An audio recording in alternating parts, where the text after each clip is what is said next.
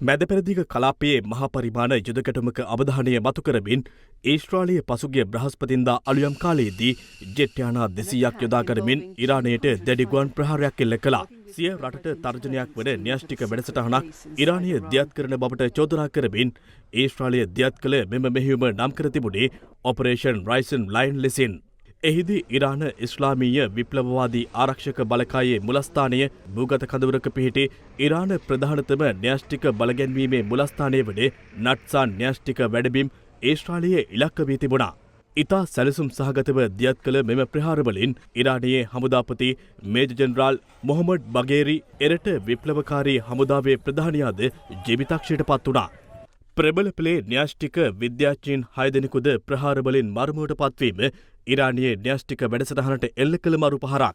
ප්‍රහාරවලින් අනතුරුව ඊශ්‍රායල් බලධාරීන් ප්‍රතිප්‍රහාරවලට මුහුණ දීම සඳහා ඊයේ දිනේදී සියලු පාසල් වසා දමමින් සූදානම් වුණා. ඔවුන් අපේක්ෂා කළ ආකාරයටම ඊයේ රාත්‍රී ඊශ්‍රායලයේ ප්‍රධානතම නගර දෙකවන ටෙල් අවීව් සහ ජෙරුසලම වෙත ඉරානීය දැඩි ප්‍රහාර එල්ල කළේ බැලිස්ටික් මිසයිල් යොදා ගනිමින්.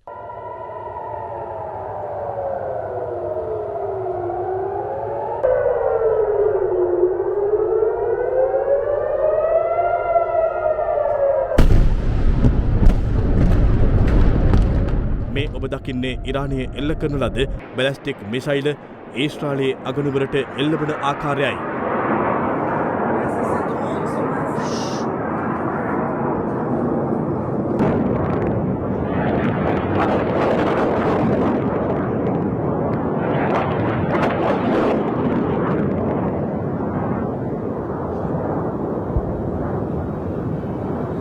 මෙම මිසයිල් ප්‍රහාර වැළැක්වීම සඳහා ඊශ්‍රායලයට අයන් ඩෝම් ඇතුළු ගුවන් ආරක්ෂක පද්ධති ක්‍රියාත්මක කළත් ඇතැම් මිසයිල් ඊශ්‍රායලයට පතිත වී තිබෙනවා.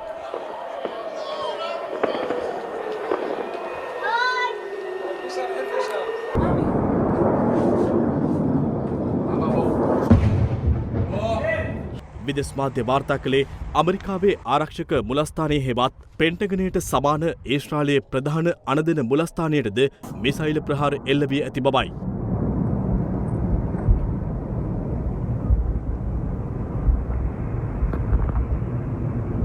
සයිරන් හඬත් සමග ඊශ්‍රායල් ජනතාව සිය ආරක්ෂක ස්ථාන කරා දිව යද්දී ටෙල් අවීව් සහ ජෙරුසලමේ විශාල පිපිරීම් වාර්තා වූ බව ඇසින් දුටුවන් උපුටා දක්වමින් විදෙස් මාධ්‍ය වාර්තා කළා. ඊශ්‍රායලය පවසන්නේ ඉරානීය මිසයිල් 100ක් පමණ එල්ල කළත් බොහෝ ඒවා වැළැක්වීමට තම මිසයිල් ආරක්ෂක පද්ධතියට හැකි වූ බවයි. කෙසේ වෙතත් ටෙල් අවීව් නුවර ජනාකීර්ණ ප්‍රදේශයක පිහිටි මහල් නිවාසයකටද මිසයිල් ප්‍රහාරයක් එල්ල වී තිබුණා.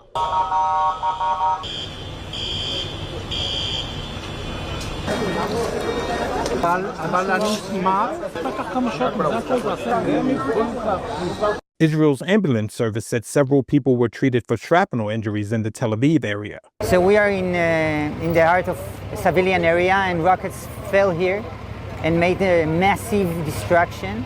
We can see here buildings that were actually attacked and destroyed. There are people trapped here, and we try to rescue them. There is lots of mess, and we try to evacuate a population out from here, citizens that actually here, we try to evacuate them out. As you can see behind me and in various other locations, we're talking about a night filled with debris impact sites here in Israel, specifically residential areas like the one you can see behind me and in various other locations. We're talking about a night filled with debris impact sites here in Israel, specifically residential areas like the one you can see right behind me. Our police bomb squads are some of the best in the world. They're right now on call and on site, making sure that we can secure these locations for all the civilians in the area. Israel හදිසි සේවා අංශය පැවසුවේ ටෙල් අවීව් නුවරදී පුද්ගලයෙකු මිය ගොස් තවත් 34 දෙනෙකු තුවාල ලබා ඇති බවයි.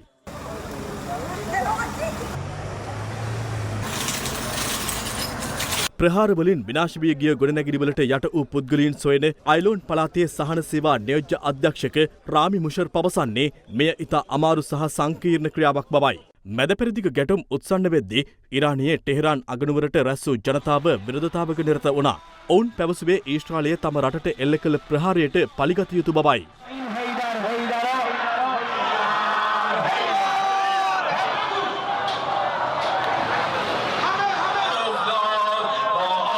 که رژیم صهیونیستی اشتباه خطای بزرگی کرد غلطی کرد عواقب او چاره خواهد کرد به توفیق الهی ඉරානයේ බැලස්ටික් මිසයිල් එල්ල වෙද්දී ඊශ්‍රායලයේ යළිත් ටෙහෙරාන් අගනුවරට ගුවන් ප්‍රහාර එල්ල කර තිබෙනවා.